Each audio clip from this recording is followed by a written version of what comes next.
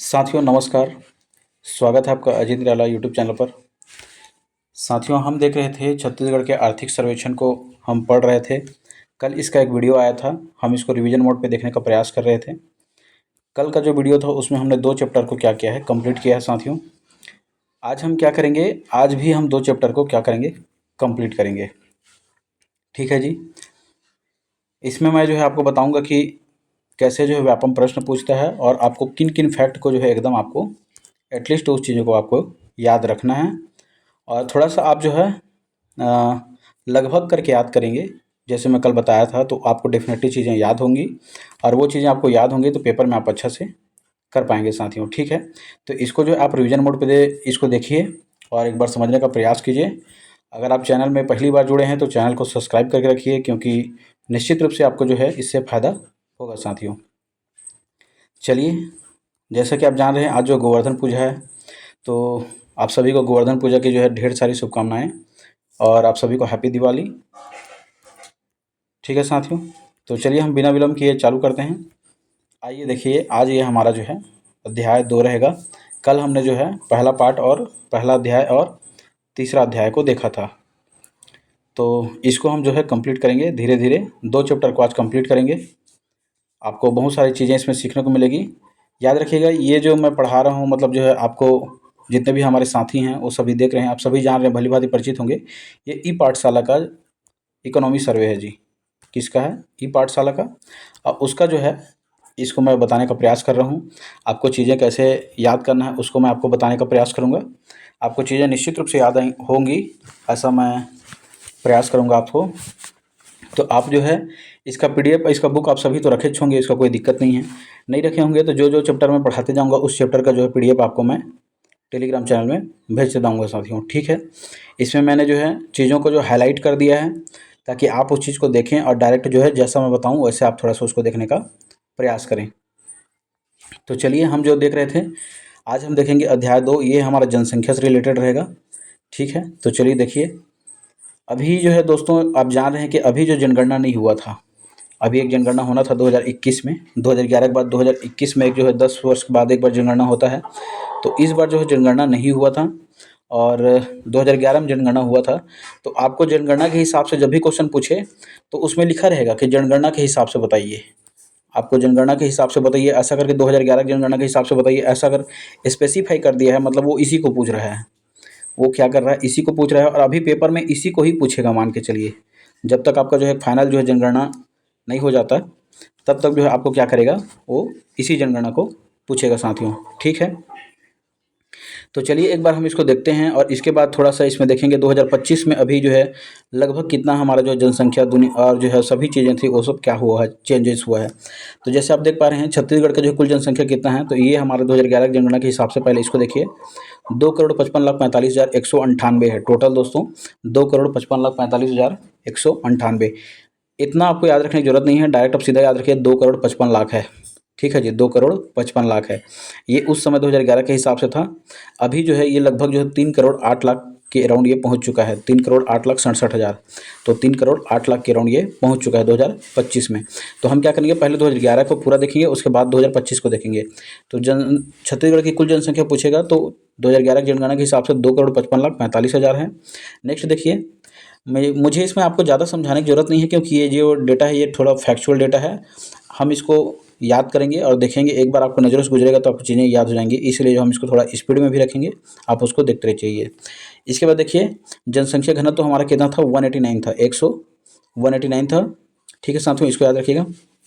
एक कम 90 है, 189। लिंगानुपात पूछेगा तो याद रखिएगा 991 है। लिंगानुपात पूछेगा तो 991 है, इसको याद रखिएगा। प्रति जो है 1000 में 991 बटे 1000 में 1000 में कितना जो है 1000 पुरुषों के पीछे कितने महिलाएं हैं, तो 991 महिलाएं हैं। तो यही लिंगानुपात कितना है, 991 है। ये तीनों तो इम्पोर्टेंट है, ये तीनों एकदम इम्पोर्टेंट है। कभी कभी 0 से 6 वर्ष के आयु का लिंगानुपात पूछ दिया जाता, तो याद रखिएगा 969 है, 969 है ये है। इसके बाद देखिए साक्षरता कितना है पूछेगा, तो यह भी याद रखिएगा 70.28% है, 70.28% है। तो मोटा मोटी आप 70 याद रखिए। इसमें फिर आगे देखेंगे तो पुरुष साक्षरता और स्त्री साक्षरता है ना, तो पुरुष साक्षरता दर और महिला साक्षरता दर, पुरुष साक्षरता दर देखेंगे तो आप कितना है 80% है, लगभग 80% से ऊपर है। महिला साक्षरता दर देखेंगे तो 60% से ऊपर है। तो इसको आप सिंपल से याद रखिएगा दोस्तों, ये 70, 80 और 60। जैसे देखिए साक्षरता दर पूछे तो ये कितना है 70 है, एक एवरेज में लेते हैं 70 है। अगर पुरुष का पूछे तो 80, 10 बढ़ा देना यहाँ पे, 80 10 बढ़ा के। अगर महिला का पूछे, फीमेल का पूछे तो याद रखिएगा इसका 10 कम कर देंगे तो ये कितना हो जाएगा 60 हो जाएगा। ठीक है साथियों। चलिए साथियों, तो वही मैं बोल रहा था, एवरेज पूछेगा साक्षरता दर कितना है तो 70, 10 आप बढ़ा देंगे तो ये हो जाएगा मेल का, पुरुष का 80 और 10 घटा देंगे कितना हो जाएगा 60, ये हो जाएगा महिला का, स्त्री का। तो इस तरह से आप थोड़ा सा इसको याद करने का प्रयास करेंगे तो याद होगा। एकदम एग्जैक्ट डेटा रखने का प्रयास करेगा तो याद नहीं होगा। साक्षरता दर जो 70 है, पुरुष का साक्षरता 80 है, महिला का पूछेगा तो 60 है। फिर आप देखेंगे तो 70.28% है, 70.28 है। उसके बाद पुरुष का देखेंगे तो 80.27 है, ये 28 है, ये 27 है, ये 24 है, 60 24 है। इस तरह से आप इसको दोबारा पढ़ेंगे तो आपको चीज़ें याद हो जाएंगी। नेक्स्ट देखिए किशोर जनसंख्या, इसको पूछता नहीं है, छोड़ दीजिए, अभी कोई ज़रूरी भी नहीं है। युवा जनसंख्या भी आप छोड़ कर रख सकते हैं, इसको इतना ज़्यादा इंपॉर्टेंट नहीं है। अगर देखेंगे तो 21% के आसपास लगभग किशोर है और युवा जनसंख्या लगभग 29% है। ऐसा एक बार ऊपर से देख लीजिए, अगर पूछ दिया गलती से तो आपको उसको कर सकते हैं, बाकी जो है यही ज़्यादा इंपॉर्टेंट है जो पूछता है दोस्तों। ठीक है, चलिए इसमें देखते हैं 2025 के हिसाब से कितना है। ये जो है वर्ष 2025 के हिसाब से अगर अभी का पूछ दे वर्तमान के हिसाब से, तब इसको थोड़ा देखिए। 3,08,00,000 जो है अभी हमारा जनसंख्या हो चुका है दोस्तों। छत्तीसगढ़ की जनसंख्या कुल आबादी कितना पूछेगा तो 3,08,67,000 हो चुका है, ये 2025 के हिसाब से है। जनसंख्या घनत्व तो पूछेगा तो याद रखिएगा 228 हो चुका है। पहले 101 कम 90 था, 189 था, 189 था, अभी जो है 228 हो चुका है। लिंगानुपात जो 991 था, अब ये 994 हो गया, 3 इसमें वृद्धि हुआ है। उसके बाद जो है नेक्स्ट देखिए 0 से 6 वर्ष के आयु का लिंगानुपात देखेंगे तो 969 था, अभी इसमें -6 घट गया है और ये हो गया है आपका 963। तो एटलीस्ट 1 2 3 इन दोनों को याद रखिए, इसको याद नहीं रखेंगे तो भी चल जाएगा काम। साक्षरता याद रखिए, यहाँ पे 70% था, 70.28%, अभी याद रखिएगा 75.08% है, लगभग 5 बढ़ा है। लगभग याद रखिए, लगभग 5 बढ़ा है, तब आप पेपर में कर लेंगे, लगभग आप याद रखेंगे तो भी काम आपसे चल जाएगा। पुरुष में देखेंगे तो इसमें जो आपका 80 था, ये आपका जो है 82 हो गया है। महिला में देखेंगे तो 60 था, अभी आपका जो है 67 हो गया है। तो इसलिए 75.08, पुरुष में देखेंगे तो 82.75, महिला में देखेंगे तो 67.40। क्या करता है दोस्तों, एकदम आपको एग्जैक्ट पूछेगा नहीं, वो जब भी देगा, मान के चलिए अगर आप वो इसको पूछ रहा है 75.08% है, ठीक है जी, 75.08% है, तो ये क्या करेगा 74.08 या 76.08 ऐसा देगा। तो आप 75 भी याद रखेंगे तो क्वेश्चन आपसे बन जाएगा। और ज़्यादा ही एकदम क्लिष्ट करेगा, मान लो 75 दशमलव जो है 08 07 06, तब वो किसी से नहीं बनेगा। इसमें ज़्यादा परेशान होने की ज़रूरत आपको नहीं है। ठीक है जी, चलिए आगे देखिए। आगे आप देख पा रहे हैं जीवन प्रत्याशा है, ये अभी दिया हुआ है। तो जीवन प्रत्याशा तो उतना ज़्यादा इंपॉर्टेंट नहीं है, एक बार खाली पूछा गया था, इसको याद रखिएगा। पुरुष का जीवन प्रत्याशा कितना है पूछेगा, छत्तीसगढ़ में तो लगभग जो है 67 साल है, और महिला का पूछेगा तो 70 साल है। तो ये 67 हो गया, और ये जो है 70 साल, ये किसका हो गया, महिला का हो गया। मतलब पुरुष के तुलना में जो महिलाएं क्या है, इनका जीवन प्रत्याशा ज़्यादा है, ये याद रखिएगा। भारत में आप देखेंगे तो 69 है, और महिला का देखेंगे तो 72 है। ठीक है जी, पुरुष का कितना है 69 है, महिला का देखेंगे तो 72 है। ठीक है, समझते हो। चलिए आगे देखते हैं। जो जो इंपॉर्टेंट डेटा रहेगा मैं उसको बोल दूंगा साथियों, ये ज़्यादा इंपॉर्टेंट है, आप उसी चीज़ को ज़्यादा ध्यान दीजिएगा। चलिए आगे देखते हैं। फिर ये आपका साक्षरता दर का जो है अभी बताया गया है, कहाँ पे 3 जो है सर्वाधिक जिले में सबसे ज़्यादा है, और कहाँ 3 जो है न्यूनतम जिले में सबसे कम है। ठीक है साथियों, तो ये 2011 के जनगणना के हिसाब से बताया गया था। इसमें ये बताया गया परिभाषा में 7 वर्ष से अधिक आयु के जो व्यक्ति है, अगर वो किसी भाषा को पढ़कर समझ लेता है और लिख लेता है तो उसे हम क्या बोलेंगे, साक्षर बोलेंगे। इसको आप जान रहे हैं, लेकिन इसको याद रखिएगा, ये 7 वर्ष को पूछ चुका है। कितने वर्ष के जो है अधिक आयु के बच्चे या व्यक्ति जो है उसको साक्षर में शामिल करते हैं, तो याद रखिएगा 7 साल के बच्चे को। ठीक है जी, नेक्स्ट देखिए। पहले क्या था, ये 1991, पहले ये 5 वर्ष था, अभी कितना है 7 साल है। इसमें क्या हो सकता है, पढ़ना भी चाहिए और लिख सकता है, उस चीज़ को समझ के लिख सकता है, तो वही क्या कहलाएगा, साक्षर कहलाएगा। ध्यान रखने वाली बात यहाँ पे ये है, केवल पढ़ सकता है ऐसा अगर दिया रहेगा तो वो साक्षर नहीं कहलाएगा। पढ़ सकता है लेकिन लिख नहीं सकता तो वो साक्षर नहीं है। ठीक है जी, चलिए आगे हम देखेंगे। इसी चीज़ को हम देख रहे थे, ये हमारा 70.28% है। उसके बाद 80 जो है पुरुष का है, अब महिला का कितना है 60.24% है। ये 2011 के जनगणना के हिसाब से साक्षरता है। सभी देखेंगे तो यहाँ पे कुल साक्षरता दर में पहले देखेंगे तो सबसे ज़्यादा जो है साक्षर वाला जिला कौन सा है पूछेगा तो दुर्ग है। दूसरा में देखेंगे तो रायपुर है और तीसरा में देखेंगे तो बालोद है। तो पहला दुर्ग, दूसरा रायपुर और तीसरा बालोद। इस टाइप से आप थोड़ा सा मैप में याद रखेंगे तो जल्दी याद हो जाएंगी चीज़ें। तो दुर्ग, रायपुर, बालोद, कम से कम 3 याद रखने का प्रयास कीजिए, क्योंकि वो ऊपर का जो 3 पूछता है, तो इसलिए जो है दुर्ग, पहले इधर दुर्ग, इधर रायपुर, उसके बाद जो है बालोद, इस तरह त्रिकोण बनेगा। इसके पुरुष साक्षरता में देखेंगे तो पहले दुर्ग हो गया, उसके बाद दूसरा बालोद और तीसरा रायपुर। ये थोड़ा सा टर्न हो गया उल्टा जी, पहले दुर्ग, उसके बाद फिर बालोद, फिर ये रायपुर। ठीक है, नेक्स्ट देखिए अगला महिला साक्षरता में देखेंगे तो दुर्ग, रायपुर और बालोद, ये सेम टू सेम है, पहला और तीसरा, इसमें कोई दिक्कत नहीं है, ये दोनों का सेम है। जैसा आप पुरुष का है उसी तरह से कुल साक्षरता का है, तो इसको आप याद रख सकते हैं। तीनों याद नहीं होता है कोई दिक्कत नहीं है, पहले एक एक याद रखिए। पहले दुर्ग, इसमें भी दुर्ग, इसमें भी दुर्ग, तीनों में पूछेगा तो दुर्ग है, मार देना है उसमें जो भी पूछेगा। न्यूनतम में देखिएगा तो पहले सुकमा है, इसमें भी देखेंगे तो सुकमा है और इसमें भी देखेंगे तो सुकमा है न्यूनतम में। ठीक है जी, तीनों में याद रखिएगा न्यूनतम में सुकमा है। और उसके बाद जब पुरुष साक्षरता में भी पूछेगा तो भी सुकमा है, महिला साक्षरता में न्यूनतम पूछेगा तो भी सुकमा है। ठीक है साथियों, आप तीनों याद कर सकते हैं, तो याद करने का प्रयास कीजिएगा, कोई दिक्कत उसमें बात वाली उसमें नहीं है। ठीक है साथियों, चलिए आगे देखते हैं। ये 2025 के हिसाब से है, 2025 के हिसाब से अभी 75.08% है। पुरुष में देखेंगे तो 82.75 है, अब महिला में देखेंगे तो 67.40 है। इसमें देखेंगे तो दुर्ग जो है सबसे ज़्यादा जो है साक्षर जिला में शामिल है। पुरुष साक्षरता दर में भी दुर्ग शामिल है और महिला साक्षरता में भी देखेंगे दुर्ग शामिल है। ये पूरा जो है ऊपर का 2011 था उसी सेम टू सेम है ये। इसी तरह से अगर जो है न्यूनतम में देखेंगे तो सुकमा, फिर सुकमा, फिर सुकमा, ये फिर सेम टू सेम न्यूनतम में जैसे ऊपर देखे थे वैसे नीचे है। बाकी इसका ऊपर का 3 क्रम लेंगे तो ये चेंज होते रहेगा जी, अल्टरनेट, इसमें कोई दिक्कत वाली बात नहीं है। ठीक है साथियों, चलिए अगले देखिए लिंगानुपात। लिंगानुपात में याद रखिएगा सबसे इंपॉर्टेंट तो आपको यही चीज़ पूछा जाता है। 2011 के हिसाब से लिंगानुपात कितना है तो 991 है। इसको याद रखिएगा। कुल या सकल लिंगानुपात कितना है तो 991 है। प्रति 1000 में इसको काउंट करते हैं, परिभाषा में बता भी दिया है। जन्म समय लिंगानुपात जो प्रति 1000 पुरुषों में जो है पैदा होने वाली महिलाओं की संख्या, उसी को क्या बोलते हैं लिंगानुपात, 991/1000 में। ठीक है, इसमें याद रखिएगा कि सबसे ज़्यादा जो है लिंगानुपात 33 जिलों में कहाँ है तो कोंडागांव में सबसे ज़्यादा है, लगभग जो 1033 के आसपास कोंडागांव का है। दूसरा देखेंगे तो मोहला मानपुर अम्बगढ़ चौकी में 1027 है। तीसरा देखेंगे तो दंतेवाड़ा में 1023 है। ठीक है जी, तो कम से कम एटलीस्ट पहला को तो याद रखिए आप, पहला को याद रखिए कोंडागांव को, पहला कोंडागांव है, फिर जो है मोहला मानपुर अम्बगढ़ चौकी है, फिर तीसरा में कौन सा है दंतेवाड़ा है।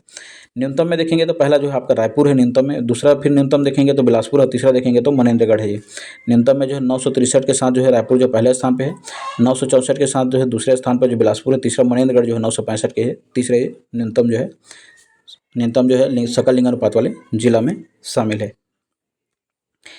तो याद रखिएगा दोस्तों, एक बार मैं फिर बता रहा हूँ कि कुल साक्षरता मतलब लिंगानुपात पूछेगा, कुल जो है सकल लिंगानुपात 991, कोंडागांव में जो है सबसे ज़्यादा लिंगानुपात है 1033 और रायपुर में सबसे कम है 963। इसके बाद 0 से जो है 6 वर्ष के पूछेगा तो 969 हम देख चुके हैं इसको।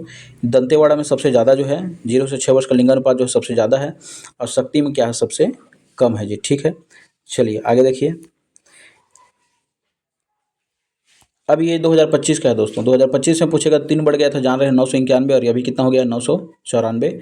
इसमें जो है 6 घट गया था तो ये होगा 963, और वहाँ पे 969 था। इसमें देखेंगे तो कोंडागांव में सबसे ज़्यादा है कुल में, और यहाँ पे जांजगीर चांपा में सबसे कम है साथियों। ठीक है, चलिए फिर आपका ये धर्म के हिसाब से बताया गया है, धर्म के आधार पर जो आबादी कितनी है, तो इसको ज़्यादा पढ़ने की ज़रूरत नहीं है, कोई ज़्यादा दिक्कत भी नहीं है। इसको एक बार क्रम में पूछा गया था हालांकि कि आप जो है जमाइए करके, इसमें हिंदू तो नहीं था पहले, बाकी मुस्लिम, ईसाई, सिख, जैन, बौद्ध ऐसा था, इस हिसाब से आपको जमाना था। तो आप इसको नहीं देखेंगे तो भी दिक्कत नहीं है, इसको ज़्यादा पूछता भी नहीं है। किशोर तथा युवा को भी आप उतना ज़्यादा हाईलाइट करके पढ़ने की जरूरत नहीं है। अब बस इतना याद रखिए, किशोर की जनसंख्या कितना पूछेगा, किशोर में कितना लोग उम्र के शामिल होते हैं तो 10 से 19 साल के, लगभग जो 21% के आसपास जो किशोर जनसंख्या है, और युवा पूछेगा तो लगभग 29% के आसपास जो है युवक जनसंख्या। युवा में जो है 25 से 29 वर्ष को शामिल करते हैं, और किशोर में जो है 10 से 19 वर्ष के व्यक्ति को शामिल करते हैं।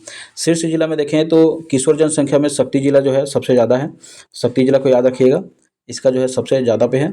और न्यूनतम में देखेंगे तो जसपुर सबसे कम जो है किशोर जनसंख्या के प्रतिशत के मामले में है। युवा में देखेंगे तो MCB है, मनेंद्रगढ़, चिरमिरी, भरतपुर है पहले में स्थान पे, और न्यूनतम में देखेंगे तो कबीरधाम है जी। एक बार बस देखते चलिए, उसको पूरी तरह से याद करने की ज़रूरत आपको नहीं है। ठीक है, जो इंपॉर्टेंट रहेगा मैं आपको बताऊँगा आपको। ये हमारा इंपॉर्टेंट है ना, जनसंख्या घनत्व, तो इसको याद रखिएगा। किसी विशेष क्षेत्र में क्या होता है, प्रति वर्ग किलोमीटर में रहने वाले व्यक्तियों की संख्या को ही क्या बोलते हैं, जनसंख्या घनत्व बोलते हैं साथियों। इसकी परिभाषा को थोड़ा याद करते चलिए, कई बार कभी परिभाषा पूछ देता है। तो जनसंख्या घनत्व क्या होता है, व्यक्तियों की कुल संख्या में आप जो भूमि के क्षेत्रफल को भाग देंगे तो वहाँ का जो है जनसंख्या घनत्व निकल जाएगा। टोटल अब जो है पर्सन की संख्या माने व्यक्तियों की कुल संख्या बटे भूमि का जो क्षेत्रफल रहेगा, आपका एरिया जो है जिस एरिया में आप रहते हैं उसे भाग देंगे तो यहाँ जनसंख्या घनत्व निकल जाएगा। 2011 में कितना था पूछेगा तो याद रखिएगा 189 था। अभी 2025 में पूछेगा तो 228 हो गया है। इसको एकदम खास तौर से याद रखना है, 2025 का 128 हो गया है। 2011 के हिसाब से देखेंगे तो दुर्ग जो पहले स्थान पे था, फिर रायपुर था, फिर बिलासपुर था। ऊपर का 3 देखेंगे, दुर्ग, रायपुर और बिलासपुर। ये डेटा याद करने की तुरंत ज़रूरत नहीं है, बस आप याद रखिए जिला को, तो दुर्ग, रायपुर और बिलासपुर। अभी 2025 के हिसाब से देखेंगे तो पहले रायपुर, फिर दुर्ग, फिर उसके बाद बिलासपुर। पहले आ गया है रायपुर 960 यहाँ पे जो है जनसंख्या घनत्व है। फिर उसके बाद जो है दुर्ग है 848 और बिलासपुर में कितना है 602। नेक्स्ट देखिए न्यूनतम में देखेंगे तो बीजापुर में मात्र 30 है, फिर नारायणपुर में 30 है, उसके बाद सुकमा में 46 है। तो एक चीज़ को याद रखिए, 2 ठो कम से कम, बीजापुर और नारायणपुर। फिर इसमें देखेंगे 2025 के हिसाब से भी तो बीजापुर, नारायणपुर और सुकमा ये तीनों सेम है, कोई दिक्कत नहीं है। बीजापुर नारायणपुर सुकमा ये 30 46 से याद नहीं होता है तो कोई दिक्कत नहीं है। जिला तो याद रखिए आप, बीजापुर, नारायणपुर और सुकमा। ठीक है जी, चलिए आगे देखिए। शहरीकरण के बारे में बताया गया है।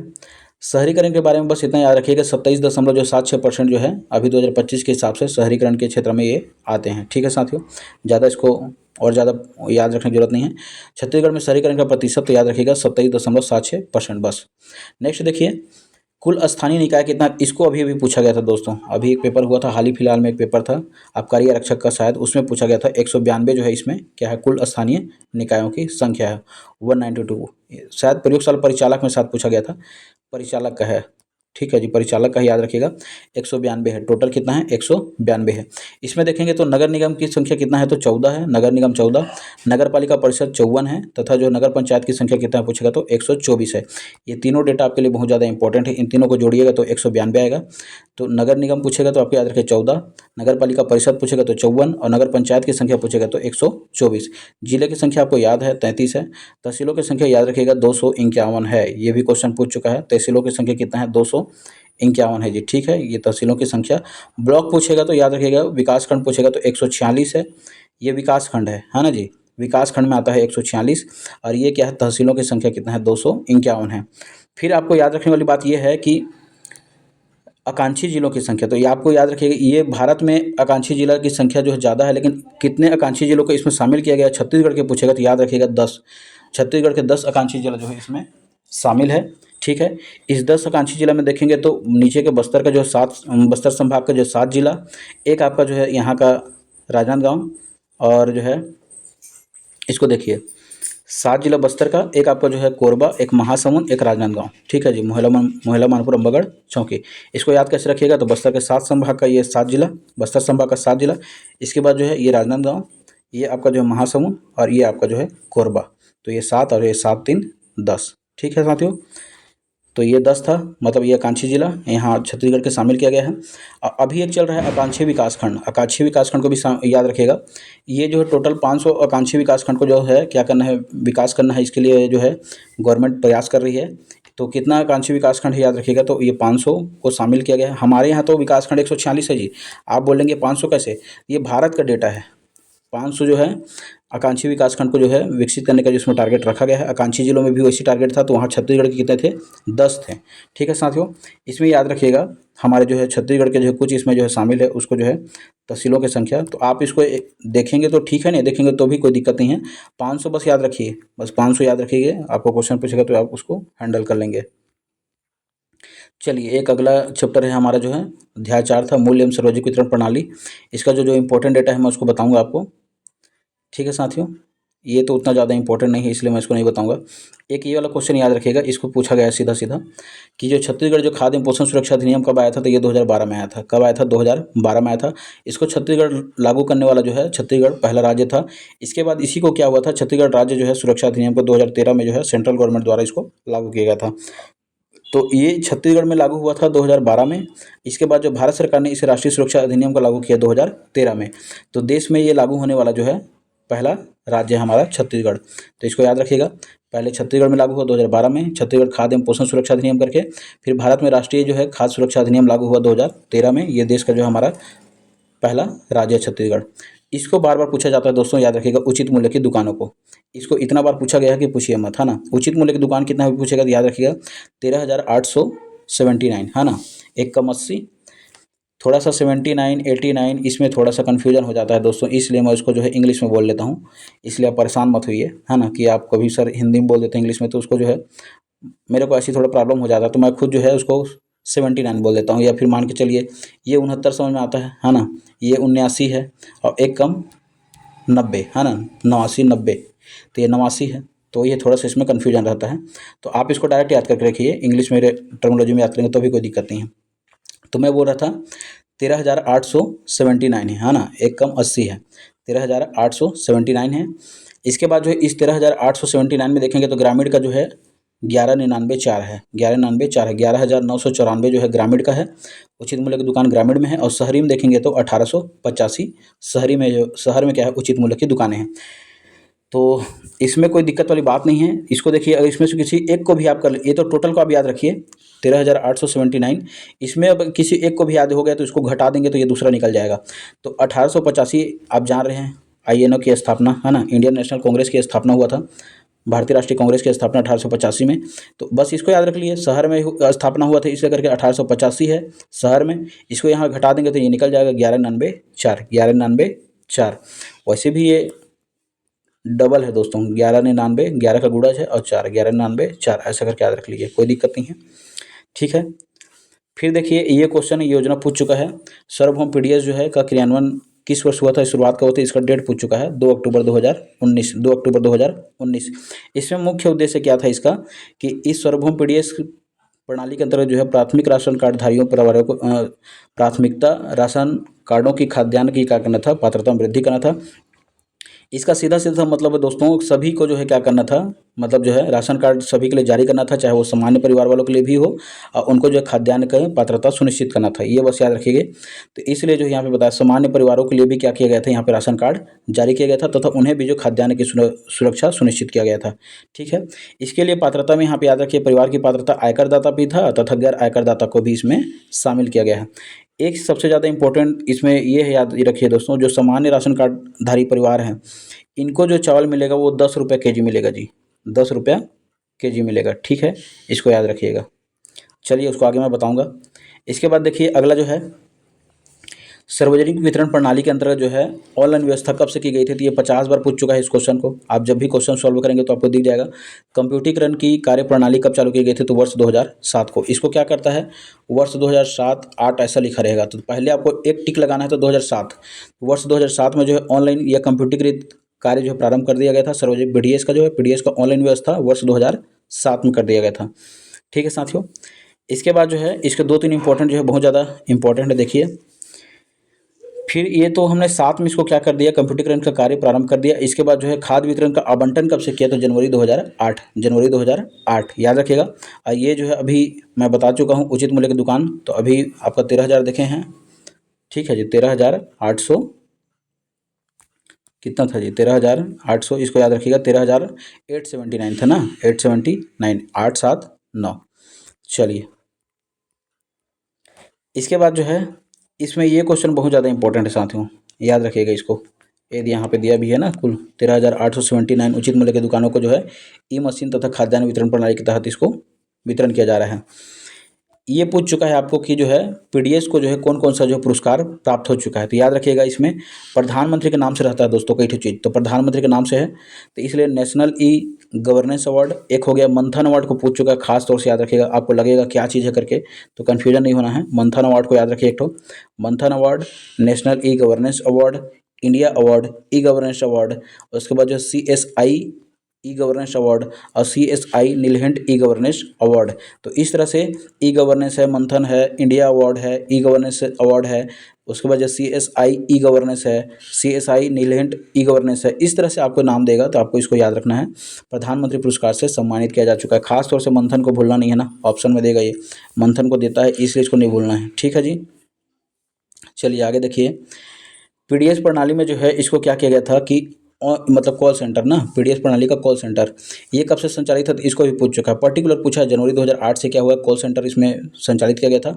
इसके लिए 2 टोल फ्री नंबर जारी किया गया था ताकि इसमें जो है पारदर्शिता तथा जो है जन भागीदारी को इसमें क्या करना था, बढ़ाना था। पारदर्शिता तथा जन भागीदारी को पीडीएस प्रणाली में बढ़ाना था, इसका मेन उद्देश्य था। इसके बाद जो है दूरभाष नंबर देखेंगे तो 1967 है जी, कितना है 1967, इसको याद रखिएगा, ये इसका टोल फ्री नंबर है। और दूसरा है आपका जो 1800-233-3663, 1800-233-3663, इसको याद रखिएगा, 1800-233-3663, ये दोनों टोल फ्री नंबर है। लेकिन एक खास तौर से इसको याद रखिएगा 1967 को भूलिएगा मत, ठीक है। इसमें 36 है और 63 है, 36-63, इसको भी आप याद कर लेंगे तो कोई दिक्कत नहीं है, ठीक है। किसी प्रकार की अगर आपको शिकायत करना है तो आप इस नंबर पर, टोल फ्री नंबर में कॉल कर सकते हैं। आपको जो है पीडीएस के तहत या राशन कार्ड से संबंधित जो भी आपको जो प्रॉब्लम हो यहाँ से सॉल्व कर लिया जाएगा। चलिए, उसके बाद जो राशन कार्ड जो है दिसंबर 2024 की स्थिति में बताया गया है। देखिए दोस्तों, राशन कार्ड को यहाँ पे आप देखिए, एक क्वेश्चन तो सबसे पहले आपको यही पूछा जाएगा, कुल राशन कार्ड कितना है, कुल प्रचलित राशन कार्ड कितना है, याद रखिएगा 79.61 लाख है ना, 79.61 लाख, एक कम 80 है। आप इसको लगभग 80 भी याद रखेंगे तो कोई दिक्कत नहीं, 80 पहुंच चुका है करके तो 79.61 लाख, लगभग 40,000 39,000 कम है 80 के लिए। तो एक अब याद रखेंगे 80 है करके तो 80 से थोड़ा कम है, याद रख लीजिए दोस्तों, तो फिर आपको ऑप्शन में बन जाएगा तो 79.61 लाख, 79.61 लाख, ठीक है साथियों। चलिए, फिर इसमें जो है कभी कभी क्या करता है, परेशान करने के लिए जो है इसके कलर को पूछता है, इसके कलर को पूछता है। जैसे प्राथमिकता राशन कार्डधारी को कौन सा कलर है तो हरा रंग है जी, ठीक है। अंत्योदय का कौन सा रंग है तो नारंगी कार्ड का है। एकल निराश्रित को जो है भूरा तथा स्टेली कार्ड का है, मतलब इसका कलर होता है। नेक्स्ट इसमें निःशक्त जन का देखेंगे तो नीला है और सामान्य का देखेंगे तो पीला है। थोड़ा सा देखिए, निःशक्त जन में न है तो न से नीला, निःशक्त जन न से नीला, सामान्य लोग का क्या होता है, पीला कार्ड होता है, ठीक है। जो सामान्य जनरल लोग रहता है उन लोगों का क्या होता है, पीला रहता है, ऐसे याद रखिएगा। एकल निराश्रित है तो भूरा तथा स्टेली कलर का है, अंत्योदय है तो नारंगी कलर का है, प्राथमिकता वाला है तो हरा कार्ड रहेगा। इसके कलर को कभी कभी मैच करने के लिए दे सकता है दोस्तों, उसको आप जो है मिला सकते हैं, कोई दिक्कत नहीं है। लेकिन इसको आप भूलिएगा मत, 79.61 लाख को नहीं भूलना है आपको, इसको बार बार पूछ चुका है, इसलिए मैं इसको अलग से हाईलाइट कर दिया हूँ साथियों, ठीक है। चलिए, जो इम्पोर्टेंट रहेगा मैं उसी को बता रहा हूँ आपको। आप फिर सभी जान रहे हैं कि इसमें जो है अंत्योदय राशन कार्डधारी को जो है चावल मिलता है 35 केजी, ठीक है, 1 रुपये जो है प्रति किलो की दर से। इसमें जो है चना इनको मिलता है 2 केजी, इसको जो 5 रुपये प्रति किलो की दर से। नमक मिलता है जी अनुसूचित क्षेत्र वालों को जो है 2 किलो और गैर अनुसूचित क्षेत्र वालों को 1 किलो जी, ठीक है। अनुसूचित क्षेत्र वाले में रहते हैं तो उनको 2 किलो और गैर अनुसूचित क्षेत्र में 1 किलो, ये लेकिन निःशुल्क रहता है ना नमक, ठीक है साथियों। माफ़ कीजिए साथियों, बाहर की आवाज़ को थोड़ा सा, ठीक है, थोड़ा सा आवाज़ आ रहा था। तो मैं ये बोल रहा था जी कि अंत्योदय जो है राशन कार्डधारी परिवार को जो है चावल जो 35 केजी मिलता है, इसमें चावल जो 1 किलो के रुपये, 1 किलो जो प्रति किलो के ग्राम की दर से। चना जो है 2 किलो मिलता है साथियों, 5 रुपये जो है प्रति किलो के हिसाब से। और उसके बाद नमक जो है अनुसूचित क्षेत्र है तो 2 किलो और गैर अनुसूचित क्षेत्र है तो 1 किलो, ये लेकिन ये निःशुल्क रहेगा। इसके बाद देखिए, अगर देखिए प्राथमिक जो है, जो प्राथमिकता कार्डधारी परिवार होते हैं उनको कितना मिलता है, ये इंपॉर्टेंट है। देखिए दोस्तों, प्राथमिकता जो है राशन कार्डधारी परिवारों को क्या है, देखिए नाम में ही प्राथमिकता है, ठीक है जी। तो इसमें सदस्यों की संख्या के अकॉर्डिंग रहेगा।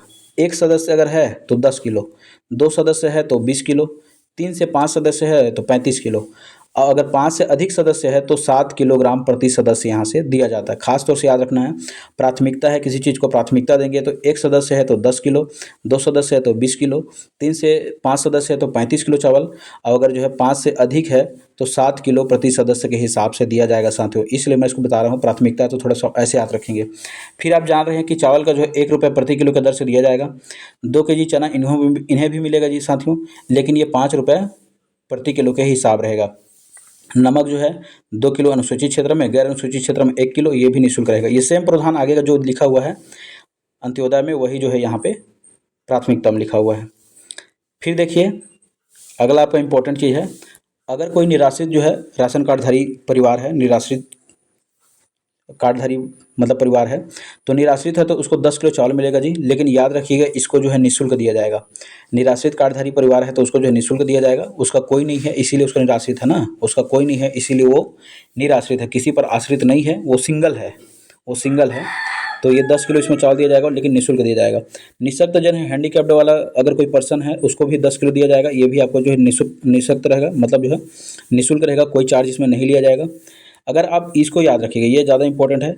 अगर आप सामान्य जो है राशन कार्डधारी परिवार हैं तो आपको जो है चावल एक सदस्य के लिए 10 किलो, 2 सदस्य तो 20 किलो, 3 से 5 सदस्य तो आपको 35 किलो, फिर अगर 5 से अधिक सदस्य तो 7 किलो की दर से दिया जाएगा। लेकिन ध्यान रखिएगा प्रति किलो आपको 10 रुपये लगेगा साथियों, यही जो सबसे ज़्यादा इंपॉर्टेंट है जो मैं आपको बता रहा हूँ। प्रति किलो कितना लगेगा? 7 रुपये, मतलब प्रति किलो जो है आपको 10 रुपये की दर से लगेगा जी, ठीक है। चलिए, इसको भूलिएगा मत ना, ये बहुत ज़्यादा इंपॉर्टेंट है, सामान्य को बिल्कुल नहीं भूलना है, 10 रुपये प्रति किलो की दर से। आगे देखिए, थोड़ा सा इसमें हम कुछ कुछ पॉइंट रहते हैं उसको देख लीजिए। चने की पात्रता केवल जो अनुसूचित क्षेत्र तथा माडा क्षेत्र में रहते हैं। माडा क्षेत्र वर्तमान में कितने पूछेगा तो याद रखिए, क्वेश्चन पूछ चुका है इससे, 9 क्षेत्र है माडा क्षेत्र, है ना। इसको मैं अलग से बताऊंगा आपको कौन कौन सा क्षेत्र है, ठीक है। और अनुसूचित क्षेत्र जो है टोटल याद रखिएगा, अभी 85 हो गया था, 85 से अभी ज़्यादा है, शायद 86-80 हो गया है। इसको थोड़ा सा अपडेट करके मैं आपको बताऊँगा, गलत नहीं बताना चाह रहा हूँ, तो इसलिए इसको भी याद रखिएगा। तो इन क्षेत्रों में क्या है, आपको जो है अंत्योदय तथा जो है प्राथमिक राशन कार्डधारी परिवारों को जो है आपको चना की पात्रता है। शक्कर याद रखिएगा दोस्तों, अंत्योदय राशन कार्डधारी परिवार तथा प्राथमिक राशन कार्डधारी परिवार को ही मिलेगा। 1 किलो जो है प्रति माह दिया जाएगा ये शक्कर। और इस शक्कर का जो है कीमत याद रखिएगा 17 रुपये प्रति किलो, 17 रुपये प्रति किलो। 1 किलो ही दे रहे हैं, लेकिन 1 किलो का शक्कर का कीमत कितना है पूछेगा तो 17 रुपये है जी, ठीक है। 1 किलो शक्कर का कितना कीमत कितना पूछेगा तो 17 रुपये। इसके बाद जो गुड़ की पात्रता जो है बस्तर संभाग के जो है सभी राशन कार्डधारी परिवारों को रहता है, क्योंकि जान रहे हैं अनुसूचित क्षेत्र का क्षेत्र मतलब जो है जनजाति वाला क्षेत्र है, तो वहाँ पे गुड़ दिया जाता है दोस्तों। याद रखिएगा, उनको 2 किलो जो गुड़ दिया जाता है। 1 किलो गुड़ का कीमत कितना पूछेगा तो 17 रुपये है। जैसे हमारे यहाँ चीनी का कितना है, मतलब शक्कर का 17 रुपये है, उनका जो है गुड़ देते हैं तो गुड़ का भी कितना है 17 रुपये है, ठीक है। फिर देखिए दोस्तों, केरोसिन, केरोसिन मतलब मिट्टी का तेल होता है जी, है ना। केरोसिन मतलब मिट्टी का तेल, इसको जो है केवल जो है अंत्योदय तथा प्राथमिक राशन कार्डधारी परिवारों को ही दिया जाता था, ठीक है साथियों। इसके बाद जो है अभी क्या हो रहा है, क्वेश्चन के पैटर्न में सर्वाधिक से न्यूनतम और न्यूनतम से सर्वाधिक ऐसा करके दे दिया जा रहा है। तो सबसे ज़्यादा क्या देते हैं तो चावल, उसके बाद क्या देते हैं नमक, उसके बाद क्या देते हैं शक्कर, फिर क्या देते हैं चना। तो ये इसका जो है क्रम है। इसको डेटा को याद रखने की जरूरत नहीं है, 16.64 लाख करके चावल, फिर नमक, फिर शक्कर, फिर क्या चना, ठीक है जी। चलिए, न्यूनतम समर्थन मूल्य के बारे में देख लीजिए दोस्तों। आप जान रहे हैं न्यूनतम समर्थन मूल्य के बारे में, एमएसपी बोलते हैं इसको, ठीक है। इसकी सिफारिश कौन करता है, इसको क्वेश्चन को सीधा सीधा पूछ चुका है। सिफारिश करता है कृषि उपज एवं मूल्य आयोग जारी करता है, सीएससीपी बोलते हैं, कृषि उपज एवं जो है मूल्य आयोग इसकी सिफारिश करता है। जारी कौन करता है याद रखिएगा, आर्थिक मामलों की कैबिनेट समिति, भारत सरकार के द्वारा जो है इसको जारी किया जाता है। आर्थिक मामलों की कैबिनेट समिति भारत सरकार के द्वारा इसको जारी किया जाता है। अलग अलग टर्मोलॉजी है ना, सिफारिश करता है कृषि उपज एवं मूल्य आयोग सीएससीपी, लेकिन जारी करता है आर्थिक मामलों की कैबिनेट समिति भारत सरकार। इस वर्ष याद रखिएगा दोस्तों, इसके अंतर्गत जो शामिल कितने कृषि उत्पाद के लिए जारी किया गया था तो 23 कृषि उत्पाद के लिए ये जारी किया गया था। ये 23 कृषि उत्पाद में क्या क्या है तो याद रखिएगा, अनाज कितना है, अनाज 7 प्रकार हैं, दलहन के 5 प्रकार हैं, तिलहन के 7 प्रकार हैं, व्यापारिक फसल के 4 प्रकार हैं। इस तरह से टोटल जो है 23 कृषि फसल के लिए एमएसपी जारी किया गया था। चलिए आगे देखेंगे, खरीफ वर्ष ये जो है 2024-25 का है, ठीक है साथियों। अभी याद रखिएगा 2025-26 का, 2025-26 का पूछेगा, 24-25 का आपको नहीं पूछेगा। लेकिन यहाँ पे मैं थोड़ा सा लिख दिया हूँ, 1-2 डेटा मेरे लिए इंपॉर्टेंट है, आपको जानना जरूरी है। धान का याद रखिएगा, पहले धान का कितना था, पहले धान का आपका रेट था 2300 रुपये, कितना था 2300 रुपये। इसमें 69 रुपये बढ़ा है जी, कितना बढ़ा है 69 रुपये बढ़ा है। अब ये कितना हो जाएगा 2369 रुपये, 2369 रुपये। ये आपका जो है सामान्य धान का रहेगा ना। अब फिर जान रहे हैं कि आपका जो है जैसे आपका जो धान ए ग्रेड का धान रहता है या पतला धान रहता है तो उसमें 20 रुपये एक्स्ट्रा रहता है जी, है ना। तो उसका दाम कितना था तो 2320 रुपये था, 2320 रुपये था। ये जैसे यहाँ पे लिखा भी हुआ है देखिए, ये पहले 2300 था, इसमें 69 रुपये बढ़ा है, इसलिए 2369 रुपये ये अभी का है, 2025-26 का है, ठीक है। ये 2 डेटा मैं बताऊंगा यहाँ पे। तो ये 2369 रुपये और इसमें 20 रुपये, 2320 रुपये था, ये किसका धान ए ग्रेड का था। अब ये 2389 हो जाएगा। तो इन दोनों को बस आप याद रखिएगा, इन दोनों को आप याद रखिए धान का। इसके बाद जो बाकी का जो है 2025-26 का मैं नया अपडेट करके आपको बताऊँगा, अलग से पेज उसको मैं डाल भी दिया हूँ करंट अफेयर के वाले में, आप जाकर वहाँ से देख सकते हैं साथियों, ठीक है। अभी मैंने करंट अफेयर डाला था कृषि से रिलेटेड, उसमें मैंने इसको पूरा बता दिया गया है, ठीक है जी। चलिए आगे देखें, ये पुराना डेटा इसलिए मैं इसको नहीं बता रहा हूँ, हालांकि यहाँ पे जितना लिखा हुआ है ये नया डेटा है, ये अभी का नया डेटा है, ठीक है। इसको मैं पेन से लिख दिया था, इसको आप याद रखिएगा। आपको धान का याद रखना है ना, धान का नहीं भूलना समर्थन मूल्य, क्योंकि धान का ही पूछा जाता है। कितना बढ़ा है पूछेगा तो 69 रुपये बढ़ा है। 2300 में 69 जोड़ दोगे तो 2369, और 2320 में आप 69 जोड़ोगे तो 2389, 89 रुपये। लेकिन छत्तीसगढ़ गवर्नमेंट याद रखिएगा ना, छत्तीसगढ़ गवर्नमेंट आपको 31 रुपये में धान खरीदेगी जी, ये भी बात है, आपको 31 रुपये में धान खरीदेगी। और ये आपका जो है प्रति कुंटल रहेगा, 1 कुंटल का 3100 रुपये, ठीक है। और 1 एकड़ में कितना धान खरीदेगी तो याद रखिएगा 21 कुंटल जी, कितना 21 कुंटल आपका धान खरीदा जाएगा। इसके लिए मैंने पूरा डिटेल बताया है, आप उस वीडियो को जाके देखिए, बिल्कुल आपको समझ में आएगा। चलिए रबी फसल का है वही है, इसको नया डेटा चेंज करना पड़ेगा।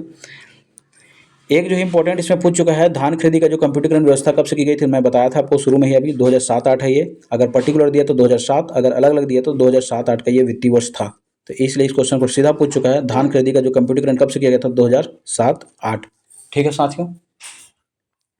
चलिए अगले देखिए, इसमें जो है कुछ इंपॉर्टेंट जो फैक्ट बहुत ज़्यादा इंपॉर्टेंट है। देखिए जैसे धान तथा मक्का की खरीदी एक साथ होता है, तो याद रखिएगा धान खरीदी जो करते हैं उस संस्था का नाम क्या है, धान खरीदी जो करते हैं उस संस्था का नाम क्या है, तो याद रखिएगा इस सीधा पूछा गया था, छत्तीसगढ़ राज्य सहकारी विपणन संघ। छत्तीसगढ़ राज्य सहकारी विपणन संघ बोलते हैं जो धान की खरीदी करता है, इसको मार्कफेड भी कहते हैं साथियों।